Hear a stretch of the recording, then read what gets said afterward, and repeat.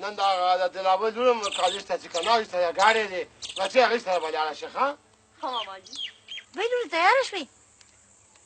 چې نسکی لکه صبر کوه که راځي پېچوم دای چې وای ډوبه شوم په خو نشته وای نشته ولې چا ته لاړو هم دلته کې وای چا سره به کاری وای پښو بس کلی وینو مور مې ریشا وای ټیک و پښو سکلی دا لوښه راکړه مورې چې د ګولي ماما د کوره دله په منډه راوړم ښه دې شوه که نه را مورې لوښه ده یې پښو بېخو نه باسي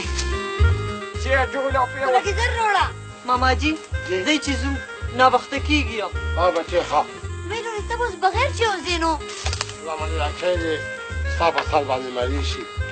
دا وګوره لورونه راوختو جنیان ده نه همداسې روان ده نو ته به بغیر چېرته ځې ته بچې دې شه هلته ځو زمانې راځه چې دی راځه چې ناوخته دی شو په ځان اخته شه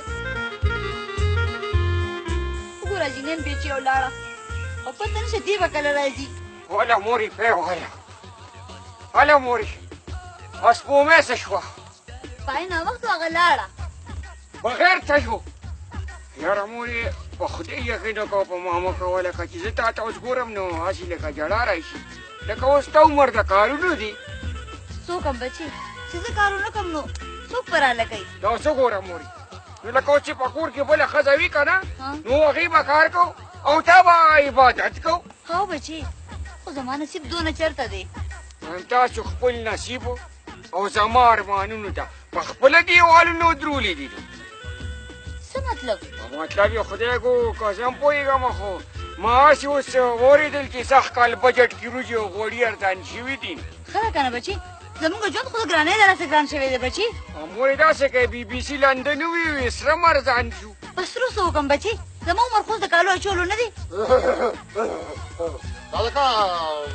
دا سره څو سپینو خبرې مې شروع کړې دي وې خیبر بچي به وایي چې وریجې غوړي او سره زر ارزان شوي دي دا کله راسي بابا د دې یو هفته دي مخو کېږي دا خو ډېره ښه خبره ده پاک مولا دې نور هم ارزان کړي بابا خبر خو نه که نه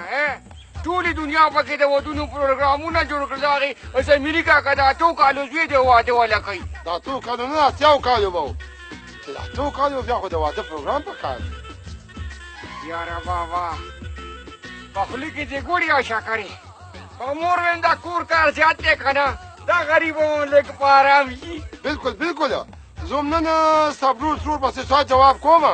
چې د واده رشته راله وګوري یا سړیه زه به ورسره پخپله وګرځم ښه کوم څه چې راله په خپله خوښه ښځه وکړي که نه نو زما یقین دی دا خو به نوره به ښه شي د خیره سره څه ته ځان نه واده کړې ویم خفه کېږه مه ښځې دویمه ښځه به ستا بلکل غلام وي یا سړیه دا په تا څه چلو شو زه خو د ده نه راته خبره کوم ګوره ښځې زما یو اصول دی ګوره اول ځان دی بیا جهان دی خیبر به خپل کار کوي وای خدایه ډوبه شو دا زه ستا اورمه ویم زه مه غورځوه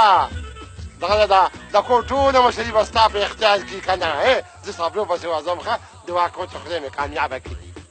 بابا مورې زما واده زما ارمانه هلکه ما د خپل سعادت راکړه اندام به د خدای بغیر سعادت نه پوره کړي ستا خاطر زما ارمان نه پوره نیو زما ارمان نه